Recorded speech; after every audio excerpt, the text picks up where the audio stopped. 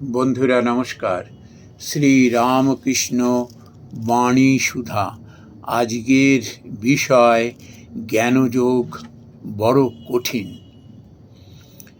বিচারের পথে, জ্ঞানযোগের পথে তাঁকে পাওয়া যায়, কিন্তু এ পথ বড় কঠিন।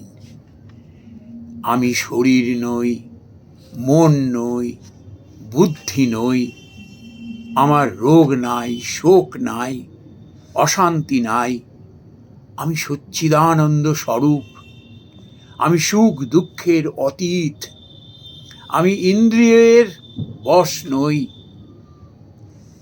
এসব কথা মুখে বলা খুব সোজা, কাজে করা, ধারণা হওয়া বড় কঠিন।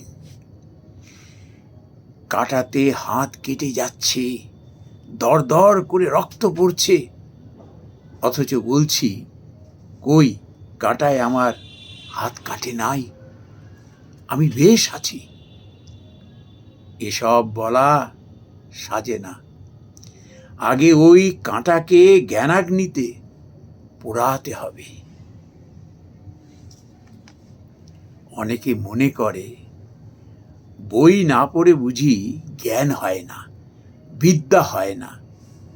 কিন্তু পড়ার চেয়ে শোনা ভালো, শোনার চেয়ে দেখা ভালো।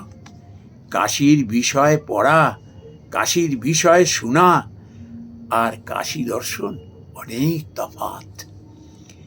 আবার যারা নিজে শতরঞ্চ খেলে তারা চাল তত বুঝে না, কিন্তু যারা না খেলে উপর চাল বলে দেয়, তাদের চাল ওদের চেয়ে অনেকটা ঠিক হয়।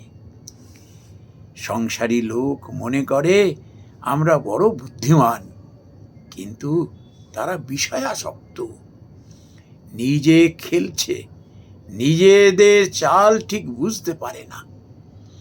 কিন্তু সংসার ত্যাগী সাধু লোক বিষয়ে অনাসক্ত।